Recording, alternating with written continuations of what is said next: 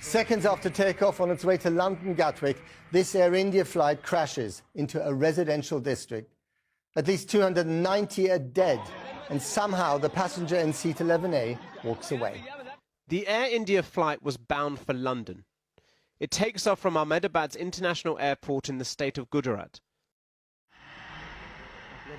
Seconds later, it loses height and then crashes just outside the airport's perimeter.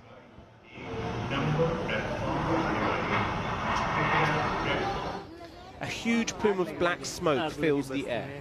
People from across this city of 5 million get out their phones and film the aftermath of a tragedy that has shocked India. I was sat at home. It suddenly sounded like a storm, and when I came out, there was smoke everywhere. We weren't aware that there had been a plane crash. We didn't know anything.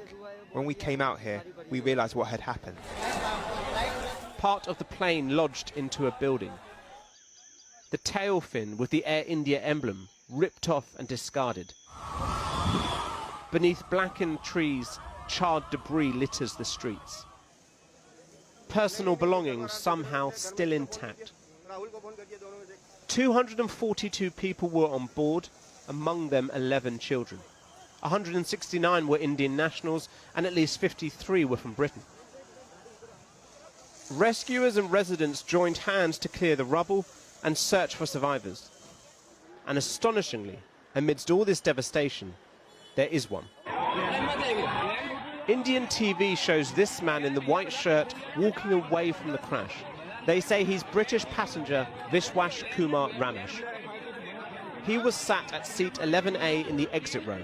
Now he lies in hospital, greeted by India's Interior Minister, having spoken to his family back in the UK. When the plane crashed, he video called my dad saying, "Oh, the plane's crashed." I'm not sure how I made out of the plane.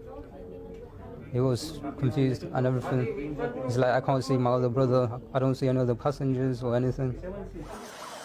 One miraculous survivor, but police have said more than 290 people have been killed. That would include nearly all of those on board, as well as dozens on the ground.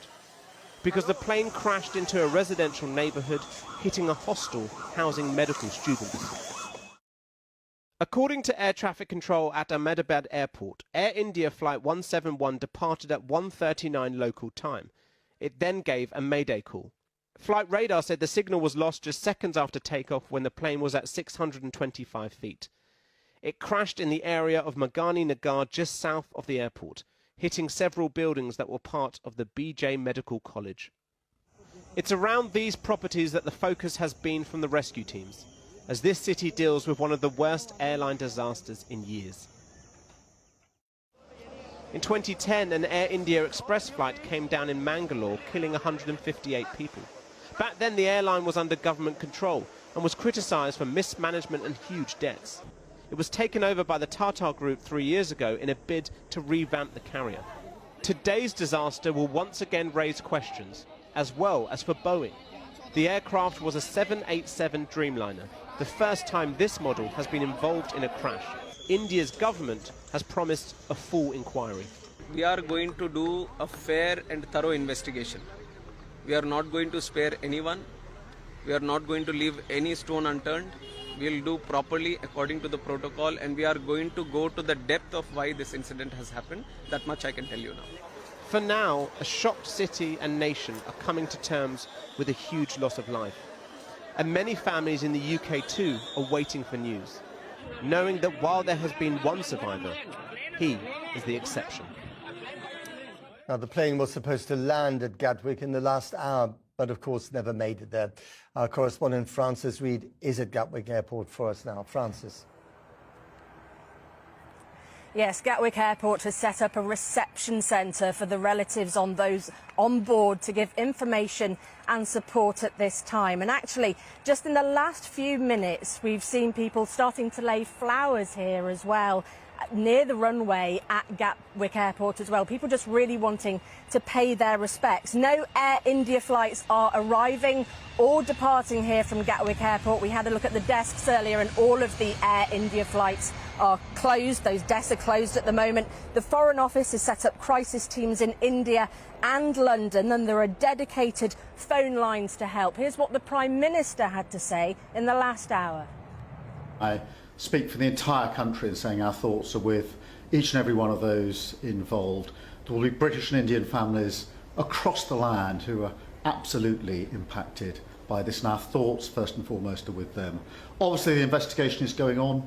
We've dispatched an investigation team that's been deployed. The Foreign Secretary is leading on this, and we'll obviously update as soon as we can.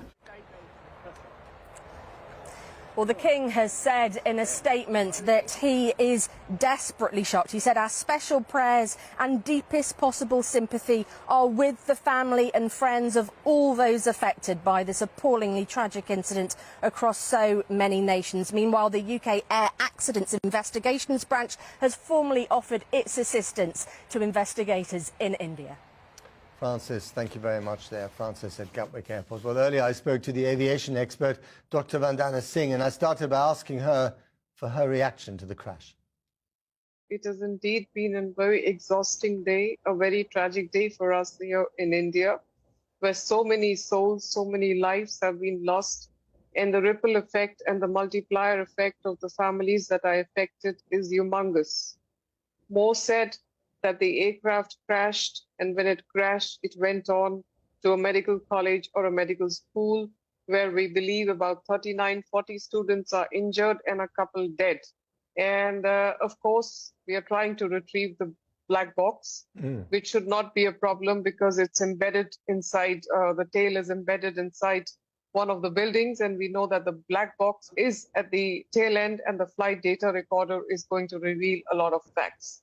Having said that, the fact that comes to my mind is perhaps this is a total electrical failure. And if it was indeed a massive electrical fault, as you say it might have been, I mean, that is very, very bad news for the manufacturers of the aircraft, Boeing, because a Dreamliner has never had an accident like this before, any kind of accident. You are right. And the Dreamliner 787-, this got a very robust history.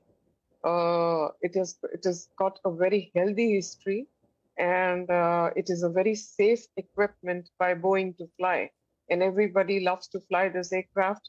This is the latest generation aircraft, and this doesn't have these problems, because when there are these issues, then there are backups, and backups have their own backups, as we know that. So therefore, something has catastrophically gone wrong over here. I mean, in one of the bits of social media footage, you see that the flaps are flat when they should be pointing down so that the aircraft can get an upward lift. I mean, you agree that this is very unusual for that to be the case at that stage just after takeoff? Exactly. I agree. This is very, very unusual.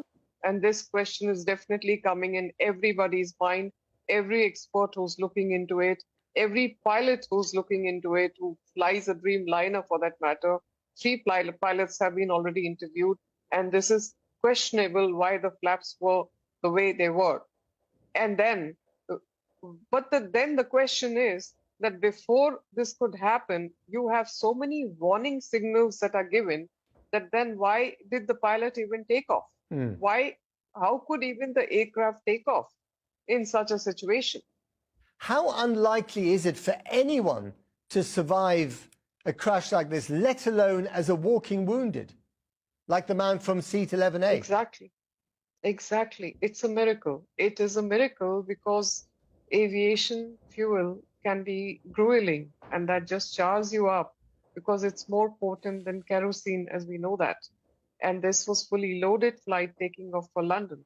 It is indeed a miracle. Okay, we'll leave it there. Dr. Vandana Singh, thank you very much for your time. Thank you so much.